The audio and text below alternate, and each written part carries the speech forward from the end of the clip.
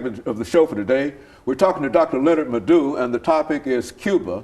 And Dr. LMadu2 has given us some information relative to how the United States became involved with Cuba. And of course, Dr. LMadu2, let's see if we can pick up at that point and further develop our discussion on Cuba. Yes, because of the policies, chosen by the Castro government, which was anathema to our own government, the Eisenhower administration, and subsequently, the Kennedy administration, started plotting to overthrow the Castro regime. This, led to the infamous or famous Bay of Pigs invasion, which in Spanish they call Bahia de Conchinos, Bay of Pigs. The invasion failed, of course, and after this, the Soviet Union as then came in. Khrushchev was leader of the Soviet Union at that time. They came in to support Cuba. Started putting missiles, all around the island. This was a threat, of course, to our government here. Kennedy, upped the ante and said that the Russians should remove all the missiles. Otherwise, the U.S., would not hesitate to attack, Cuba. But after some negotiations, Khrushchev, had a quid pro quo. They will remove the missiles from Cuba as far as we removed our missiles from Turkey. This was agreed, and this calmed down the situation. And because of the embargo, we imposed a big quarantine against Cuba, which exists up to today. The Russians came in with about $4.4 to $5 billion a year to the Cubans in economic subsidies, oil, food, you name it, imports and exports.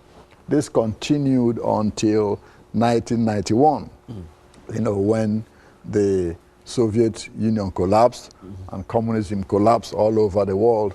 Cuba was left lurching, high and dry. Exactly, dry and completely lost, And so that has been a big problem since then, since 1991 when this happened till, now Cuba, has lost all those economic sustenance from the Soviet Union. What happened was that because of that, the Castro regime started loosening some, controls on its economy, started allowing some little private enterprise here and there.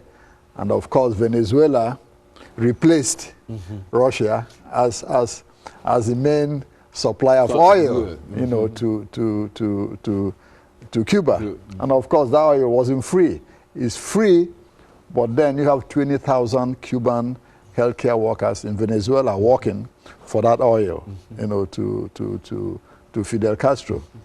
And just to touch a little bit on that Guantanamo Bay, a lot of people always ask about it. How did we get there? Why? Yeah, we took it over from because of the Spanish-American War, and signed a treaty in 1903, to pay a yearly, amount to the Cuban government for that. But up to today, that check has not been cashed. We still pay Cuba every year to lease Guantanamo Bay. We're still paying for that? Yes, still paying for it. Yes, it's on lease, legally. But Fidel Castro says he will never cash any of that check because it's blood money. So they keep piling the checks in Havana. So they're not cashing the checks, but we continue to pay the checks. And so that's it. And this is one of Castro's kind of things. That's correct. We keep paying, but he's not cashing any of it. We have to leave Guantanamo Bay. He's not accepting a dime for it because he believes it's blood money. Now, having said that, what are the problems in Cuba? You have a lot of problems that are hidden. First of all, the demography. Some statistics that just came out, some say, well, Cuba is about, 55% white, 45% black. But then some statistics say, no, it's 55% black, 45% white. The 55% black might make more sense because after the revolution, you remember there was a whole lot of flight, of particularly middle-class whites, predominantly who left the country, thus making the black population, on the ascendancy. So that's a big problem. Up to today, the racial disparity in Cuba. It's a real racial thing in Cuba. Yes, even though, officially, it's a classless society. But a lot of black folks in Cuba started complaining now about discrimination in Cuba. In fact, not a very few months ago, a lot of black politicians and preachers in this country wrote to the Cuban government about discrimination against black folks in Cuba.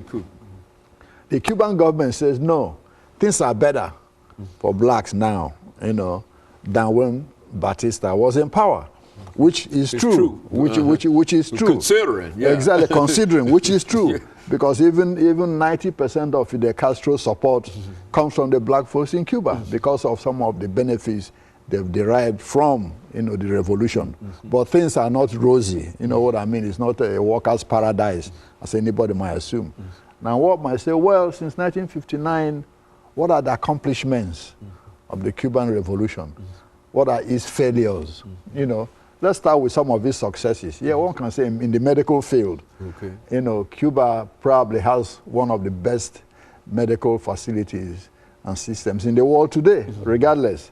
You know, in Africa alone, you have over 15,000 Cuban physicians and nurses in Africa working up today. That's what you meant when you talk about Venezuela. Exactly.